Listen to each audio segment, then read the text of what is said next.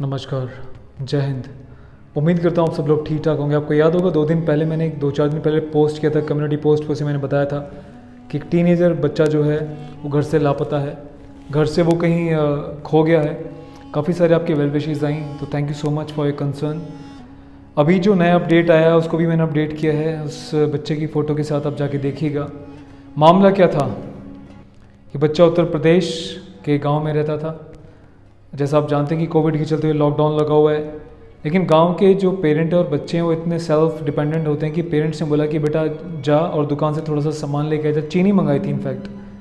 वो बच्चा जाता है पैदल पैदल अपने गांव के गलियारों से होते हुए। गांव के बाहर एक सड़क निकलती है जिस पे कंटिन्यूसली काफ़ी ट्रैफिक रहता है। रीज़न ये कि उनके गांव के पास एक टोल टैक्स है। उस टोल टैक्स से पैसा बचाने के चक्कर में लोग गांव के बीच से गाड़ियाँ निकालते हैं। जब गांव के बीच से गाड़ियाँ निकल रही थी तो वो बच्चा उसी किनारे से जब जा रहा था तो उसको एक वैन से आवाज़ लगती है कि अरे बेटे इधर आओ। वो बच्चा हेल्पिंग नेचर है ना, हम लोग अपने बच्चों को सिखाते हैं बेटे सबकी जगह हेल्प करो, बड़ों की हेल्प करो, रिस्पेक्ट करो, बहुत अच्छी बात है। लेकिन आज मैं सिखा रहा हूँ इस वीडियो के माध्यम से कि कोई यदि आपसे बोलता है राह चलते कि मुझे एड्रेस बता दो, बिल्कुल नहीं जाना बेटा। बच्चों को मेरा वीडियो दिखाना आप ज़रूर, यदि आप एक्सप्लेन नहीं कर सकते तो बिल्कुल नहीं जाना। क्यों नहीं जाना बताता हूँ। आप ही की तरह वो भी बहुत अच्छा बच्चा था, उसने सोचा अंकल पूछ रहे हैं तो हेल्प करूँ। वैन थी, वैन में 3 लोग शामिल थे, एक ड्राइवर, उसके अलावा बाकी 2 लोग पीछे बैठे हुए थे।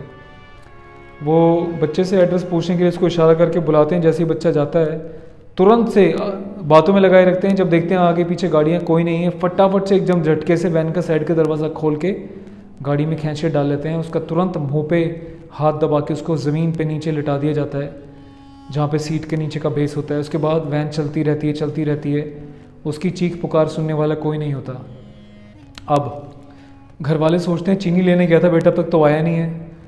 वो तुरंत गांव में आसपास देखना शुरू करते हैं। दुकान तक कोई घर वाला जाता है, ढूंढ के लाता है कि यार मिल नहीं रहा है यहाँ पे तो कोई। फिर गांव में कुछों को फ़ोन किया जाता है उनके दोस्तों के पास, जो उसके दोस्त थे, वहाँ भी नहीं मिलता। फिर रिलेटिव्स को फ़ोन लगाया जाता है, जो क्लोज रिलेटिव्स हैं, कि शायद बहाना चला गया हो। कई जगह फ़ोन लगाया जाता है। ऐसे करते करते 10-12 घंटे बीत जाते हैं। परेशान हो जाते हैं घर वाले, अंधेरा होने लगता है, बच्चे का कोई सुराग नहीं मिलता। तुरंत पुलिस को कंप्लेंट की जाती है। पुलिस थाने जाते हैं। पुलिस जो है हैंड रिटन कंप्लेंट ले लेती है, बोलती है कि 24 घंटे वेट करो, शायद बच्चा आ जाएगा, कहीं चला गया होगा। अक्सर पुलिस ऐसा करती है, एक्शन नहीं लेती। यदि टाइम से एक्शन ले लें तो नाकाबंदी करके पकड़ा जा सकता था।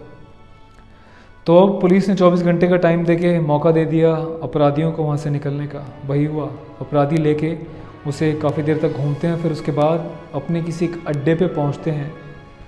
अब उन्होंने बच्चे को गाड़ी में ही, जो बच्चे ने बयान दी है, बच्चे को एक कुछ कपड़ा सुंघाया जो कि बहुत गीला था। उसमें डेफिनेटली मैं केमिकल का नाम नहीं लूँगा यहाँ पे। बच्चे को उस केमिकल को सुंघाया जाता है, बच्चा बेहोश हो जाता है, बच्चा अपनी होश खो देता है।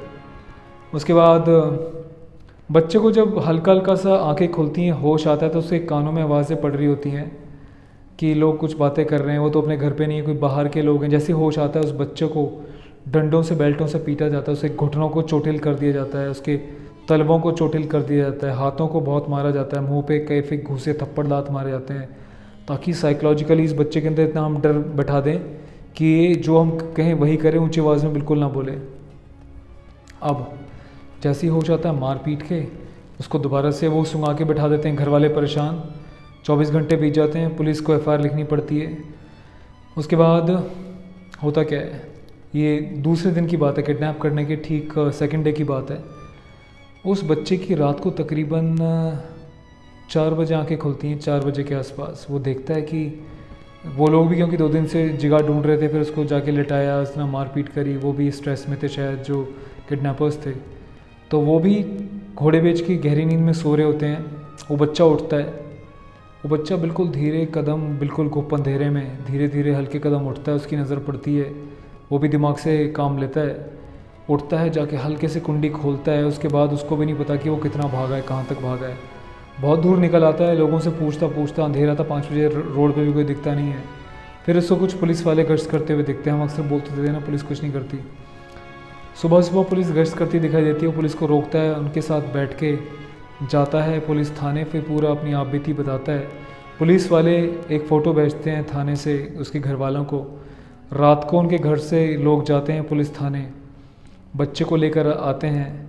उसके बाद पुलिस जब वापस जाती है उसी जगह पे उस बच्चे की हेल्प के साथ लोकेशन पे, तो लोग वहाँ से फ़रार हो चुके थे। तो घर आके जो बच्चे ने बताया वो ये कि मेरे जो कानों में बातें पड़ रही थी वो कुछ इस तरीके से पड़ रही थी। ये लोग कह रहे थे कि आज बच्चा पकड़ा बड़ा तंदुरुस्त है, इसी किडनी का रेट पिछले वाले से ज़्यादा दियो, इसके बॉडी पार्ट्स का, इसके बॉडी का रेट हमें ज़्यादा मिलना चाहिए, पहले तुमने बड़े कम दिए थे, हर बार ऐसा नहीं चलेगा। मतलब सोचिए कि कितने बच्चों को ठिकाने लगा चुके हैं। और जिस टाइप की बातें करें कैन के साथ, कोई बड़े फिर कोई रैकेट जुड़े हुए हैं, कौन लोग इनके साथ जुड़े हुए हैं जो इनके मानव अंग तस्करी कर रहे हैं, मानव के अंगों को लेने के लिए किसी के मासूम घर के चिराग को, किसी के बेटी को उठा रहे हैं। और ये तो बच्चा था। ह्यूमन ट्रैफिकिंग का माहौल ये है कि जैसे मैंने पहले वीडियोज़ में भी कई बार बताया, पेरेंट्स के लिए जो एजुकेशन मेरे वीडियोज़ रहे हैं, कि आमतौर पे छोटे बच्चों को उठाया जाता है क्योंकि छोटे बच्चे बड़े होने के बाद शक्ल बदल देते हैं, उनका फेस चेंज होता है, आप भी नहीं पहचान पाओगे कि आपका बच्चा है कि किसका है।